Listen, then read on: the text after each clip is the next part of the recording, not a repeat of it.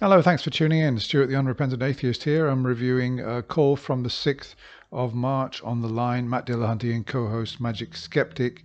So Anonymous called in, and then at about the halfway point, after half an hour, a man took over to continue the call.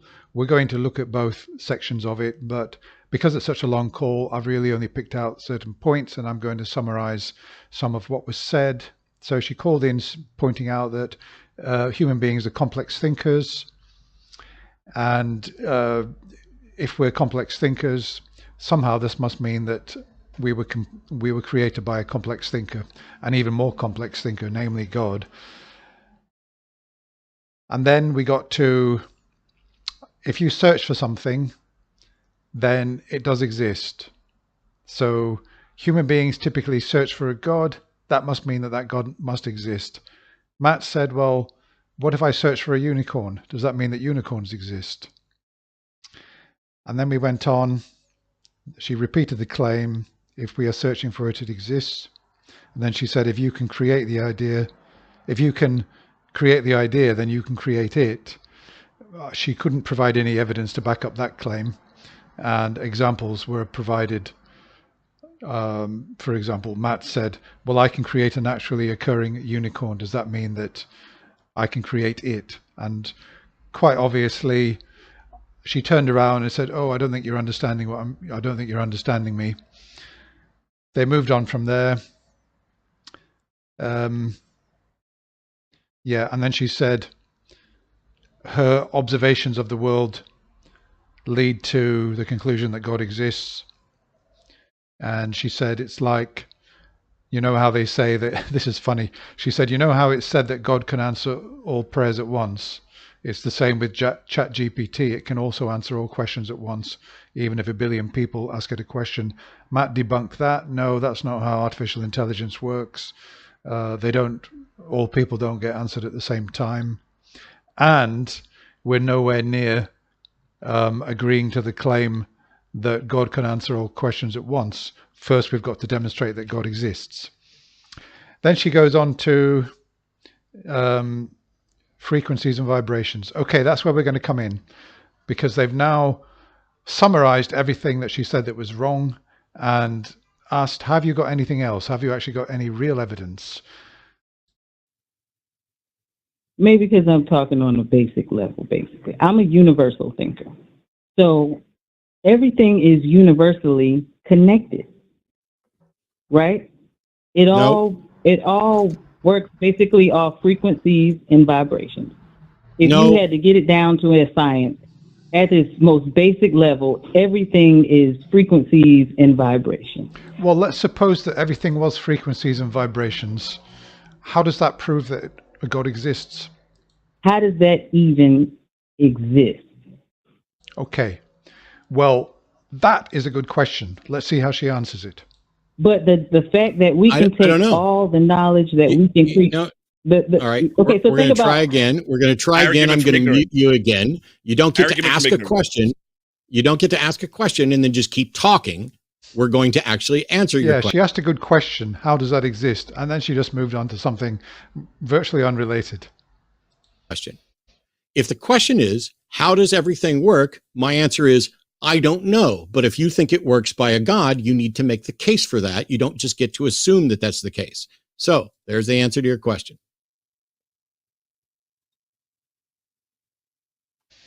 Say that question one more time.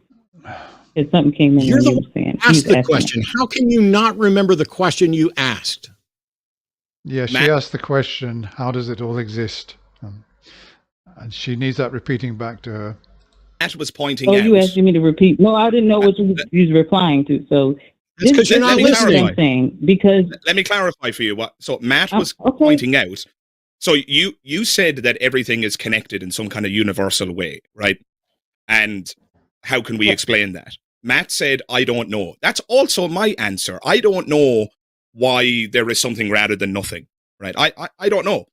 As to whether or not it's all universal, I can even grant that. Let's just assume it's all universal. I don't care. I don't know, right?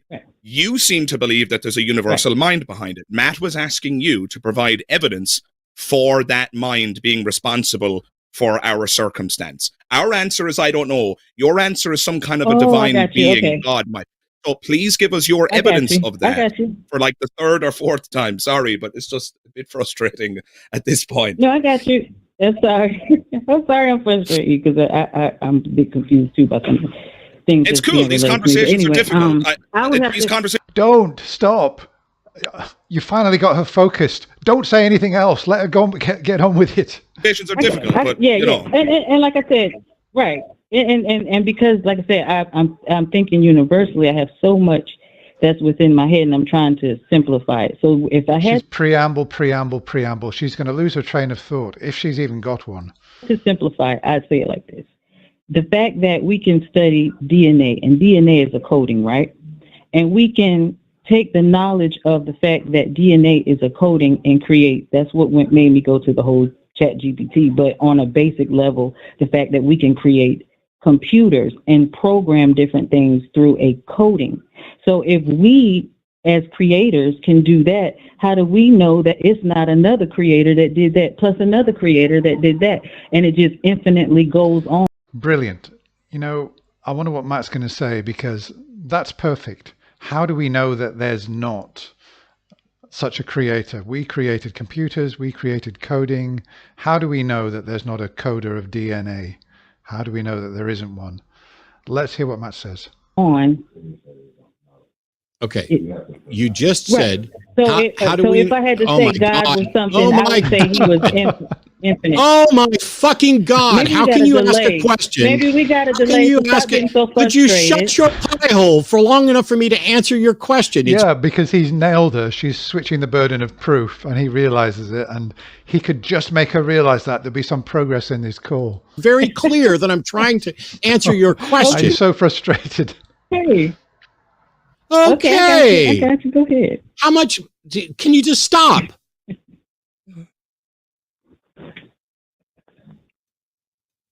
You said, how do we know that there's not another creator beyond that and beyond that and beyond that? Cool. The question isn't, how do we know there's not?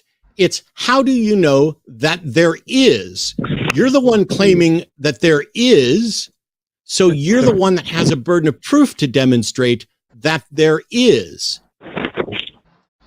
Okay, so this is such a common fallacy among theists. How do you know there isn't a God? That's really what it boils down to. And unless you can prove that there isn't a God, I'm just going to go ahead and be a theist.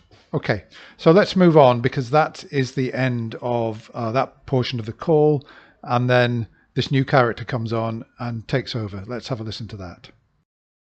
Okay, yeah, so just before we listen to what this next person says, she actually passed the phone over to her partner, and I could hear in the background, she said, "Oh, can you take this for me?" Because Matt had, I think, got her to realize maybe that she was switching the burden of proof, and that she was simply believing in God because God, nobody had disproven God. We didn't know that there isn't a God there, so I might as well go ahead and believe in one. She didn't know how to answer that when Matt said, "Well, how do you know there is a God?" And then she passed the phone on because she had no answer. She passed the phone on to her partner. And then he started, first of all, he started laughing. "How you doing, my man?" You know, and all this kind of thing. And Matt said, "Well, not very well." And then he started going through fallacy after fallacy. I'll just briefly run through them before we listen to his clip. He said, "Well, there are phenomena out there in existence and we can't explain them." And so there we are straight away, argument from ignorance. And then he made the claim that, of course, Matt said, "Well, if you haven't got an explanation, then you can't invent one," which is absolutely correct. So then he said, because we can have a thought of a God means it exists. This sort of relates to what she was saying, that if you go searching for something, or if you can invent the idea of something, that it also does mean that it exists. Matt obviously debunked that nonsense. And then he went on to say, well, there's purpose. He couldn't really demonstrate that. And then he said, well, it's a matter of perspective, and that we're limited by the tools. Science can't detect God, and what you need is a creative mind. That obviously was not satisfactory, because he couldn't demonstrate in any way that a creative mind proved the existence of God, or that it was reliable in any way. He's talking about, I don't know, intuition or anything like that. And then he moves on to his evidence or evidence for the existence of God is a process of acceptance. Well, that was obviously not satisfactory, because I could go through a process of acceptance that there is no God. And so on that basis, that would be evidence that God doesn't exist, right? No. So neither of those are satisfactory at all, one way or the other. And then he moved on to prayer. So that's where we're going to have a listen. Yeah, okay, let's go and have a listen to that. It should be funny. No offense, but this is going to be offensive. You're full of shit. You are doing the same thing that everybody else does. Come on now. Come on now. I have to say, if I was in a bar or a restaurant, if I walked in and I heard somebody laughing like that, I would just turn around and go straight back out. I would rather eat in McDonald's than go into the top-class restaurant and have a meal paid and listen to that laughter. It is just so, oh my God. I don't want to say any more about that. There are some laughs that I absolutely loathe, and that kind of laughter is just so offensive to my ears. Matt doesn't like it either, but that's besides the point. It's the quality of his argument, and he hasn't got any quality. Laugh your ass off, but you are doing the same. Can I finish? You are engaged in the same self-deception that we all were. Of course, when I was a Southern Baptist and I went to church and I put my faith in it, it seemed to work. You know why? Because I counted the hits and I ignored the misses. And when he's already said, the caller has already said, I've written it down here, when I put my faith in something, it goes in that direction. Asked for an example. He said, well, when I pray, it seems to happen. Pressed by Magic Skeptic, who said, well, does it always happen? And he said, well, no, it doesn't always happen, but then there would be a reason for that may not be immediately apparent. So yeah, he's counting and Magic Skeptic points out, well, you're counting the hits and ignoring the misses. When things weren't going right, it's because God works in mysterious ways, or because everything happens according to God's plan, and what I was looking for wasn't a part of God's plan. It's called rationalization. You have not presented any evidence. You've just talked about what your bias is. Do you have actual evidence to present? Well, here's the thing about evidence, though. Evidence, the presumption of whether or not you accept the verification is purely based off of your viewpoint of how much do you trust the evidence that I present. So I could say, hey, yeah, I prayed about this and then it happened for me. Well, I've heard this before. Oh, it's all a matter of perspective. I've covered a call in the past, and a Muslim saying, well, it's all a matter of perspective. No, it's not all a matter of perspective. If something exists, then it should be possible for us all to know that to a high degree of confidence with evidence that can be objectively evaluated. We shouldn't be in a situation where, like half of the world believes in God and the other half doesn't. And the reason for this really is that there's no objective evidence that we can all agree in the same way that we can agree that Australia exists, because we've got evidence for the country Australia. We can go there. We've got lots of information about it. There's no dispute about that. But there is this dispute about whether a God exists, because it's not a matter of perspective. You can't solve it like that. Yeah, I could be convinced, but then you could say, nope, that's not it. You're wrong. But it is you're wrong. You are wrong. If you'll stop, I'll explain why you're wrong.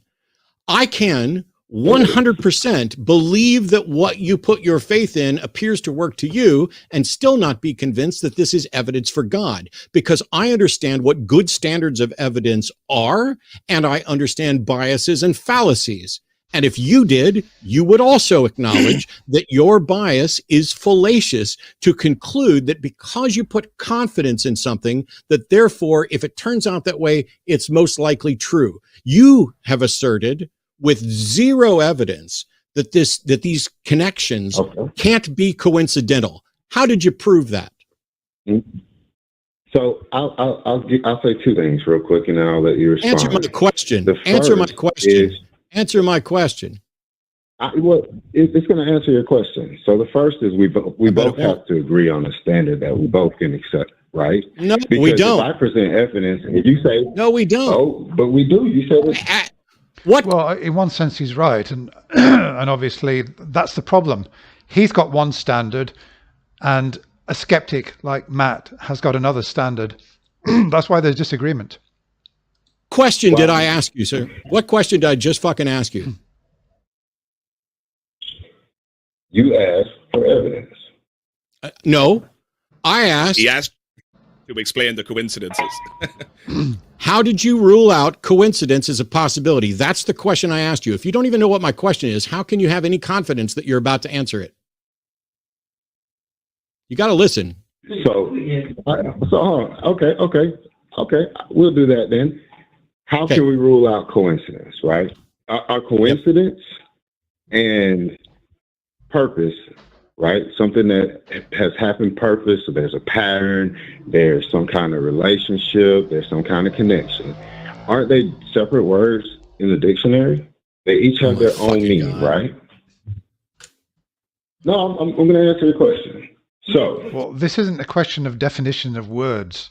It's about how you can tell what it's not about how you can tell what the one word means and another word means and what is the difference between them.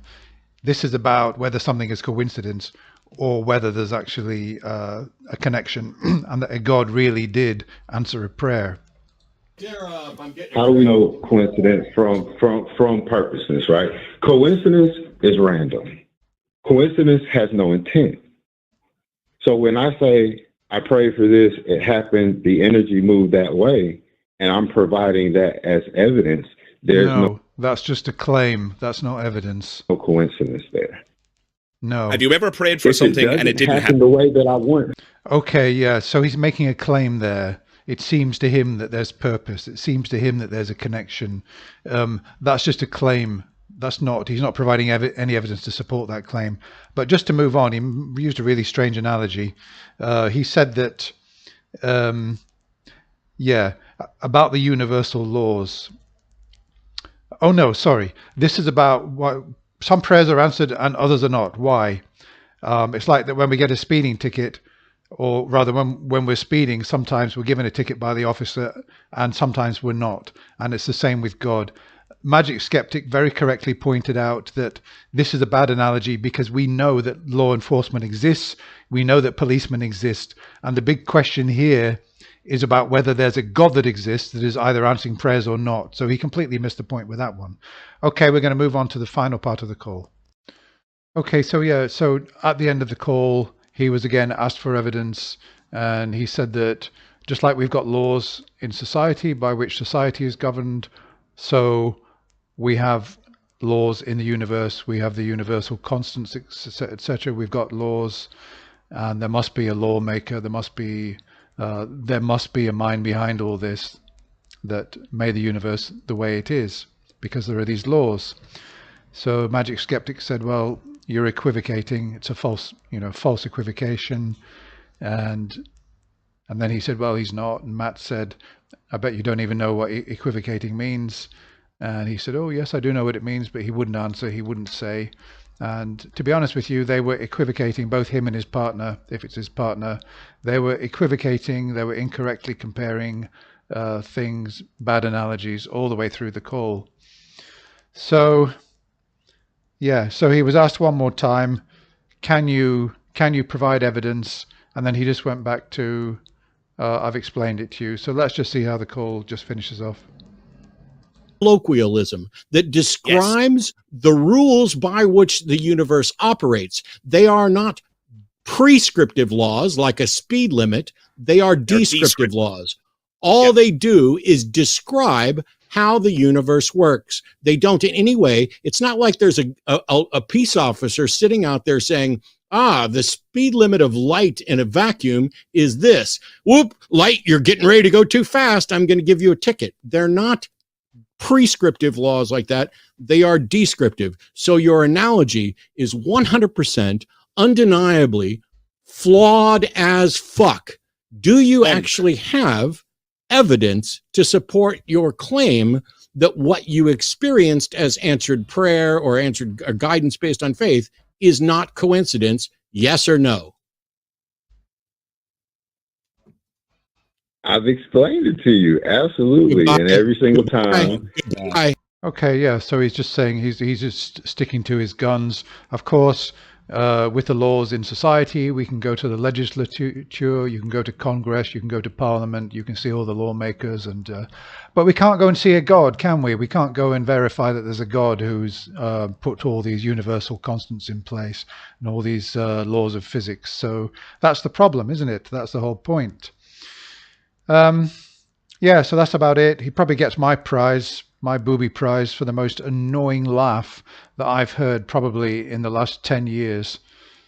So very, very revealing, though, that they trotted out one after the other all the fallacies which we've heard from countless phone calls from Christians and Muslims as well over the years. And in the 50 minutes or so they spent, they probably went through just about every single one of them. Well, probably no, probably 2/3 of them. I'm probably giving them a bit too much credit there.